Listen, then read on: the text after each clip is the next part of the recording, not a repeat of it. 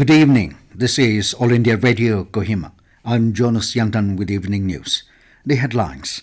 Chief of Defence Staff Bipin Rawat dies in an air crash. Rajya Sabha MP Kenye says Armed Forces Special Powers Act has taken heavy toll on unity and integrity of India. Dimapur Police says all assemblies and processions on public roads without permit will be deemed to be unlawful assembly. And Konyak Union expresses anguish over Union Home Minister Amit Shah's statement. As India marches towards administering 150 crore vaccine doses against COVID-19, news about the fresh corona variants is also causing concern. In this situation, we appeal to our listeners to get fully vaccinated at the earliest and also help others get vaccinated. Please follow these 3 simple steps. Wear a face mask, maintain 6 feet for social distancing, focus on hand and face hygiene. For any COVID-related information and guidance, contact National Helpline numbers 011-2397-8046 and 1075 and State Helpline number 1800-345-0019. And now the news in detail. Chief of Defence Staff General Bipin Rawat, his wife and 11 other armed forces personnel died in a helicopter crash today.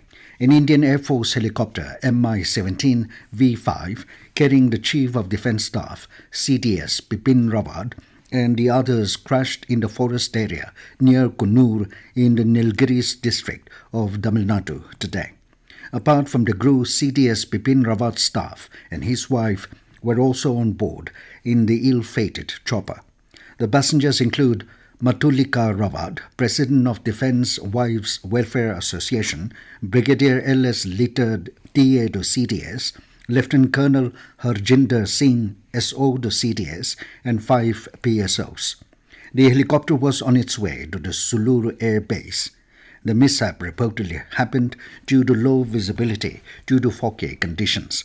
Prime Minister Narendra Modi said he is deeply anguished by the helicopter crash in Tamil Nadu in which General Bipin Rawat, his wife and other personnel of the armed forces have died. Modi said they served India with utmost diligence. Defence Minister Rajnath Singh has expressed deep anguish at the sudden demise of the Chief of Defence Staff, General Bipin Rawat, his wife and 11 other armed forces personnel in an extremely unfortunate helicopter accident today in Tamil Nadu. Singh said General Rawat's untimely death is an irreparable loss to our armed forces and the country. Defence Minister Rajnath Singh will brief the Parliament on the chopper crash tomorrow. An inquiry has been ordered to ascertain the cause of the accident. A meeting of senior Defence Ministry officials was held. Defence Minister Rajnath Singh briefed the Prime Minister about the crash. Singh also visited a residence of the Chief of Defence Staff in New Delhi.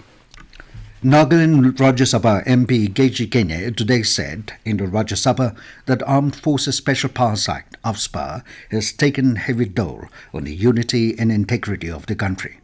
Speaking on the floor of the House, Kenye said AFSPA is a casualty inflicted on the country. He brought to the notice of the House the impunities carried out under AFSPA. Kenye also mentioned the December 4 killings of civilians in Nagaland. He said that in the light of what transpired in the last 63 years up to the 4th of December this year, the AFSPA has brought nothing to the country except animosity about the people of the Northeast region and the mainland. He said that as long as AFSPA continue to remain in the constitution of the country, it will be used with impunity. On behalf of all regions where AFSPA is in force, Kenye appealed for repeal of the act. Dimapur Deputy Commissioner of Police DCP has informed that all assemblies and processions on the public roads or in the public streets or through fairs in Dimapur district are to be conducted with permit or license. The DCP in a press release today informed that assembly or procession without permit shall be deemed to be unlawful assembly. All interested parties have been directed to obtain permit or license from the Office of the Commissioner of Police, Dimapur. The Konyak Union and its frontal organizations have expressed anguish and heard over Union Home Minister Amit Shah's statement in the Parliament on December 6 regarding the firing incident that took place at Oding village. In a press release, the Konyak Union said Shah's statement about the incident is misleading, indigestible and false. KU said there are many evidences and truth behind what had actually occurred in that unfortunate, fateful evening at Oting village. The union said that Shah's remarks were purely in favor of the Indian military point of view. KU urged the union government and a concerned ministry to probe the incident with facts and evidence to portray the actual facts and events that took place and not simply relying or reasoning to some distorted information and accounts made by some officials yearning for promotions or other national awards.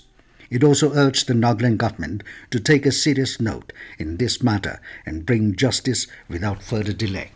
Union Cabinet has approved continuation of Pradhan Mantri Awas Yojana Gramin till March 2024. Briefing the media in New Delhi today, Information and Broadcasting Minister Anurag Thakur said Pradhan Mantri Awas Yojana will ensure housing for all in rural areas. He said the scheme will provide assistance for construction of the remaining over 155 lakh houses and will achieve target of 2.95 crore Bakka houses with basic amenities. Nagaland today reported one fresh COVID-19 positive case from Kohima, taking the total case detection to 32,143. Meanwhile, the state reported 3 more recoveries, all in Dimapur, taking the total recovery to 30,262. Nagaland currently has 116 active cases. This news comes to you from All India Radio, Kohima. You can also listen to this news bulletin on a YouTube channel, AIR News Kohima. Gifre Deputy Commissioner T. Watiaya inaugurated the Entrepreneurship Development Center at Government Higher Secondary School Gifre yesterday. Iyer, in his short speech, encouraged the students to make best use of the center and to set education as the first priority in their life. He said skill development is a process of identification of the skills gap in youth and providing training and employment benefits to them. The DC appealed to all the students to take advantage of the EDC and look at the future and to be prepared. EDC is a hands-on entrepreneurship mindset program which gives our participants an opportunity to develop essential mindset and skills through the experience of doing a real business. Technical Education Department Nagaland has informed all students belonging to the indigenous and scheduled tribes of Nagaland that online application for State Technical Scholarship Scheme has been extended till 31st January 2022. Additional Director and HOD, Technical Education, M. Nakro said, students who have not registered or applied for the said scholarship scheme can apply from the Common Scholarship Portal, www.scholarship.nagaland.gov.in. Union Minister of Electronics and Information Technology, Ashwini Vaishnaw, said that the government is committed to policies and actions that ensure that Internet in India is always open, safe and trusted and accountable for all Indians. Replying to questions in the Lok Sabha, the minister said, with the expansion of Internet and more Indians coming online, the incidence of cybercrimes, including crime against children online, is also increasing. He said the challenges of cyberspace are many, which flow from its vastness and borderless character. Vaishnaw said, as per data published by National Crime Records Bureau, a total of 306 cases of cybercrime against children were registered during 2019 and 1,102 such cases in 2020.